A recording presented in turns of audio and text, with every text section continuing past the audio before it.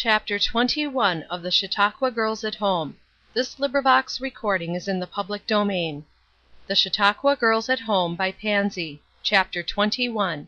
Ruth and Harold. There had been in Judge Erskine's mind a slight sense of wonderment as to how he should meet his daughter the morning after his astounding appearance at prayer meeting. Such a new and singular departure was it, that he even felt a slight shade of embarrassment. But, before the hour of meeting her arrived, his thoughts were turned into an entirely new channel. He met her, looking very grave, and with a touch of tenderness about his manner that was new to her. She, on her part, was not much more at rest than she had been the evening before. She realized that her heart was in an actual state of rebellion against any form of decided Christian work that she could plan. Clearly, something was wrong with her. If she had been familiar with a certain old Christian, she might have borrowed his language to express in part her feeling. "To will is present with me, but how to perform that which is good I know not." Not quite that either, for while she said, "I can't do this thing or that thing," she was clear-minded enough to see that she simply meant, after all, "I will not." The will was at fault, and she knew it. She did not fully comprehend yet that she had set out to be a Christian, and at the same time to have her own way in the least little thing, but she had a glimmering sense that such was the trouble. Her father, after taking surreptitious glances at her pale face and troubled eyes, decided finally what was to be said must be said, and asked abruptly, "When did you see Harold, my daughter?" Ruth started, and the question made the blood rush to her face, she did not know why. "I saw him last evening, after prayer meeting, I believe," she answered, speaking in her usual quiet tone, but fixing an inquiring look on her father. "Did he speak of not feeling well?" "No, sir, not at all. Why?" "I hear that he is quite sick this morning; was taken in the night. Something like a fit, I should judge. May be nothing but a slight attack brought on by late suppers. He was at the club last night. I thought I would call after breakfast and learn the extent of his illness. If you want to send a message or note, I can deliver it." That was the beginning of dreary days. Ruth prepared her note, a tender, comforting one; but it was brought back to her, and as her father handed it to her, he said, "He can't read it now, daughter. I dare say it would comfort him if he could; but he is delirious; didn't know me; hasn't known any one since he was taken in the night. Keep the letter till this passes off, then he will be ready for it." Very kind and sympathetic were Ruth's friends. The girls came to see her, and kissed her wistfully, with tears in their eyes, but they had little to say. They knew just how sick her friend was, and they felt as though there was nothing left to say. Her father neglected his business to stay at home with her, and in many a little, thoughtful way touched her heavy heart as the hours dragged by. Not many hours to wait. It was in the early dawn of the third morning after the news had reached her, that the doorbell pealed sharply through the house. There was but one servant up; she answered the bell. Ruth was up and dressed, and stood in the hall above, listening for what that bell might bring to her. She heard the hurried voice at the door, heard the peremptory order, "I want to see Judge Erskine right away." She knew the voice belonged to Nellis Mitchell, and she went down to him in the library. He turned swiftly at the opening of the door, then stood still, and a look of blank dismay swept over his face. "It was your father that I wanted to see," he said quickly. "I know," she answered, speaking in her usual tone. "I heard your message. My father has not yet risen. He will be down presently. Meantime, I thought you might possibly have news of Mr. Wayne's condition. Can you tell me what your father thinks of him this morning?" How very quiet and composed she was! It seemed impossible to realize that she was the promised wife of the man for whom she was asking. Nellis Mitchell was distressed. He did not know what to say or do. His distress showed itself plainly on his face. "You need not be afraid to tell me," she said, half smiling, and speaking more gently than she was apt to speak to this young man. It almost seemed that she was trying to sustain him, and help him to tell his story. I am not a child, you know," she added, still with a smile. "You do not know what you are talking about," he said, hoarsely. "Ruth, won't you please go upstairs and tell your father I want him as soon as possible?" She turned from him half impatiently. "My father will be down as soon as possible," she said, coldly. "He is not accustomed to keep gentlemen waiting beyond what is necessary. Meantime, if you know, will you be kind enough to give me the news of Mr. Wayne? I beg you, Mr. Mitchell, to remember that I am not a silly child to whom you need be afraid to give a message, if you have one." He must answer her now, there was no escape. "He is," he began, and then he stopped; and her clear, cold, grave eyes looked right at him, and waited. His next sentence commenced almost in a moan. "Oh, Ruth, you will make me tell you. It is all over. He is gone." "Gone!" she repeated, incredulously, still staring at him. "Where is he gone?" What an awful question! She realized it herself almost the instant it passed her lips. It made her shudder visibly. But she neither screamed nor fainted, nor in any way, except that strange one, betrayed emotion. Instead, she said: "Be seated, Mr. Mitchell, and excuse me. Father is coming." Then she turned and went back upstairs. He heard her firm step on the stairs as she went slowly up, and this poor bearer of faithful tidings shut his face into both his hands, and groaned aloud for such misery as could not vent itself in any natural way. He understood that there was something more than ordinary sorrow in Ruth's face. It was as if she had been petrified. Through the days that followed Ruth passed as one in a dream. Everyone was very kind. Her father showed a talent for patience and gentleness that no one had known he possessed. The girls came to see her, but she would not be seen. She shrank from them. They did not wonder at that. They were half relieved that it was so. Such a pall seemed to them to have settled suddenly over her life that they felt at a loss what to say, how to meet her. So when she sent to them, from her darkened and gloomy room, kind messages of thanks for their kindness, and asked them to further show their sympathy by allowing her to stay utterly alone for a while, they drew relieved sighs and went away. This much they understood. It was not time for words. As for Flossy, she should not have been numbered among them. She did not call at all. She sent by Nellis Mitchell a tiny bouquet of lilies in the valley, lying inside of a cool, broad, green lily leaf, and on a slip of paper twisted in with it was written: "Yea, though I walk through the valley of the shadow of death, I will fear no evil." How Ruth blessed her for that word! Verily she felt that she was walking through the very blackest of the shadows. It reminded her that she had a friend. Slowly the hours dragged on. The grand and solemn funeral was planned, and the plans carried out. Mr. Wayne was among the very wealthy of the city. His father's mansion was shrouded in its appropriate crape, the rooms and the halls and the rich, dark, solemn coffin glittering with its solid silver screws and handles, were almost hidden in rare and costly flowers. Ruth, in the deepest of mourning robes, accompanied by her father, from whose shoulder swept long streamers of crape, sat in the Erskine carriage and followed directly after the hearse, chief mourner in the long and solemn train. In every conceivable way that love could devise and wealth carry out, were the last tokens of respect paid to the quiet clay that understood not what was passing around it.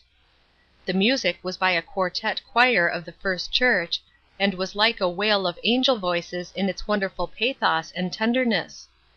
The pastor spoke a few words, tenderly, solemnly pointing the mourners to One who alone could sustain, earnestly urging those who knew nothing of the love of Christ to take refuge now in his open arms and find rest there. But alas, alas! Not a single word could he say about the soul that had gone out from that silent body before them. Gone to live forever. Was it possible for those holding such belief as theirs to have a shadow of hope that the end of such a life as his had been could be bright? Not one of those who understood anything about this matter dared for an instant to hope it. They understood the awful solemn silence of the minister. There was nothing for that grave but silence.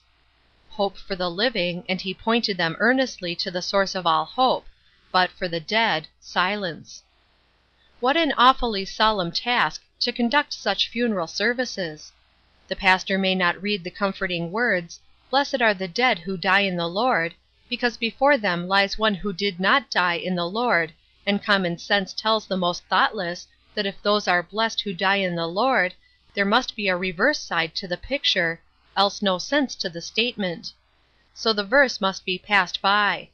It is too late to help the dead, and it need not tear the hearts of the living. He can not read, "I shall go to him, but he shall not return to me." God forbid, prays the sad pastor in his heart, that mother or father or friend shall so die as to go to this one, who did not die in the Lord.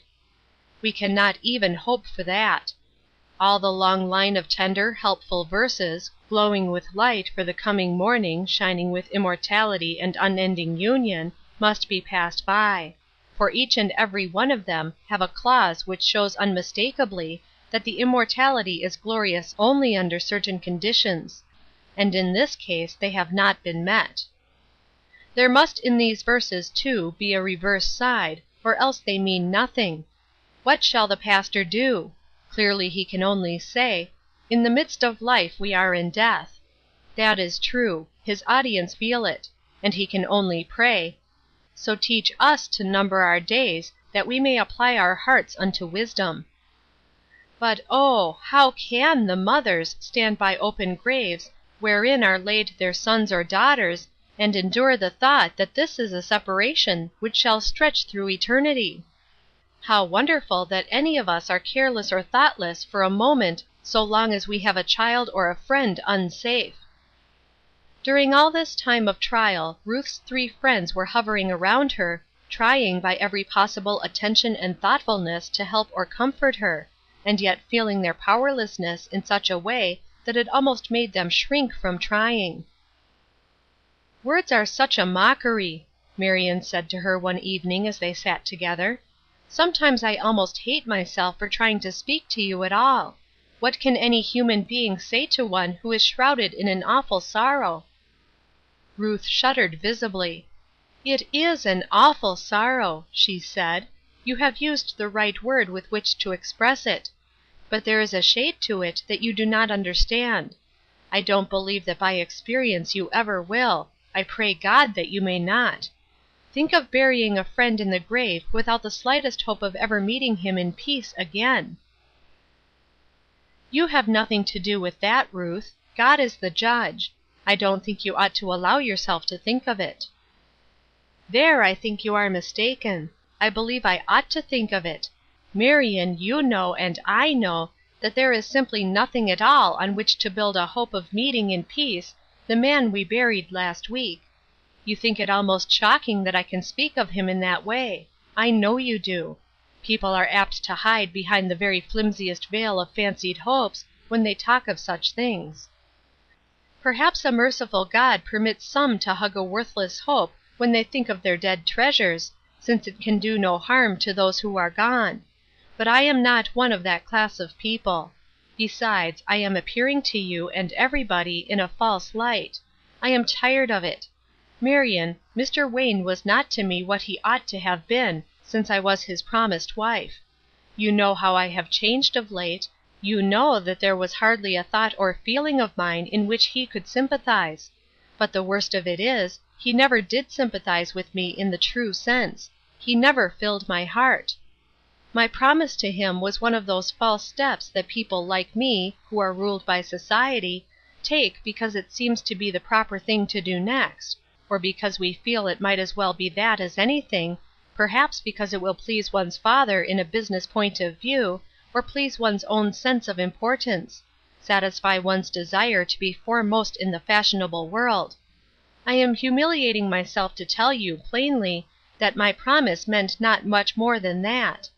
I did not realize how empty it was till I found that all my plans, and aims, and hopes in life were changed. That, in short, life had come to seem more to me than a glittering weariness, that was to be borne with the best grace I could assume. This was nearly all I had found in society, or hoped to find. I followed Mr. Wayne to the grave in the position of chief mourner, because I felt that it was a token of respect that I owed to the memory of the man whom I had wronged, and because I felt that the world had no business with our private affairs.